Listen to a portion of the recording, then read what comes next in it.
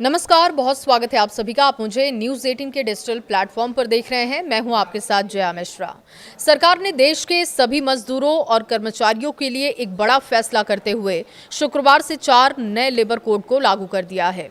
पहले जो 29 अलग अलग श्रम कानून थे, उनमें से जरूरी बातें निकालकर इन्हें अब 4 आसान और साफ नियमों में तब्दील किया गया है।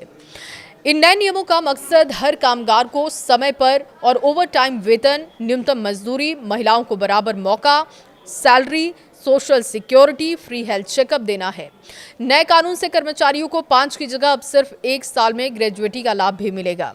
सरकार का कहना है कि पुराने श्रम कानून यानी कि 1930-1950 में जो श्रम कानून बनाया गया था, जब कामकाज, इंडस्ट्री, टेक्नोलॉजी आज से बहुत अलग थी, तब ये बनाया गया था।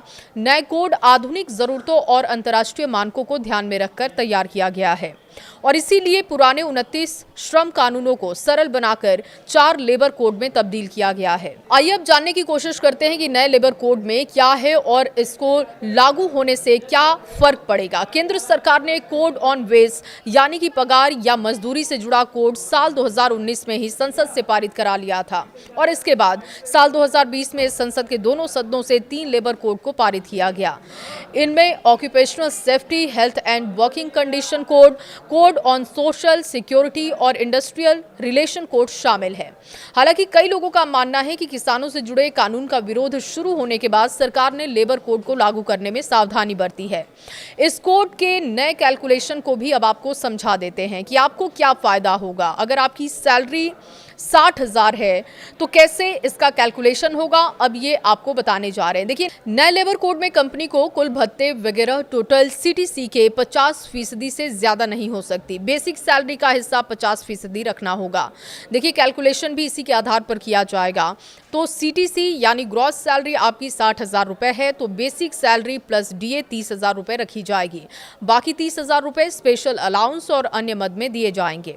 इस लेबर कोड के जो फायदे हैं वो भी अब आपको बताने जा रहे हैं। सैलरी, नए कानूनों के तहत कर्मचारियों को समय पर सैलरी दी जाएगी। देश भर में मिनिमम सैलरी का दायरा भी बढ़ेगा, यानी कि बाकी क्षेत्र में कर्मचारियों को भी इसके अंतर्गत लाया जाएगा, ताकि किसी की भी सैलरी इतनी कम ना हो कि कर्मचारी को जीवन यापन करना कठिन लगने लगे। नए कानून के तहत अब ग्रेजुएटी पाने के लिए 5 साल का इंतजार आपको नहीं करना होगा, बल्कि 1 साल की सर्विस पर ही आपको ग्रेजुएटी मिलेगी। नए कानून के तहत एक और बड़ा बदलाव हुआ है। सभी संगठित क्षेत्र के कर्मचारियों को नियुक्ति पत्र देने का काम किया जाएगा। 40 साल से ज्यादा उम्र के कर्मचारियों को सालाना फ्री हेल्थ चेकअप दिया जाएगा। महिलाओं के लिए भी प्रावधान है। महिलाएं सभी जगहों पर काम कर सकती हैं, समान मौका भी उनको मिलेगा। फिक्स्ड टर्म एम्प्लॉय यानी कि एफटीई से रोजगार मिलने की संभावनाएं बढ़ेंगी। सामाजिक सुरक्षा, स्थायी कर्मचारी के बराबर फायदे जैसे कानून सुरक्षा पक्की होगी। महिला पुरुष भेदभाव कानूनी तौर पर नकार दिया गया है। इसमें महिला हो या पुरुष, समान काम के लिए उनको समान वेतन मिलेगा। महिलाओं को नाइट शिफ्ट में भी काम करने का अधिकार होगा। सभी कामगारों के लिए मिनिमम सैलरी की गारंटी होगी। सभी तरह के कर्मचारियों को ऑफर लेटर देना होगा, जिससे कि सामाजिक सुरक्षा, रोजगार विवरण और औपचारिक रोजगार को बढ़ावा मिलेगा।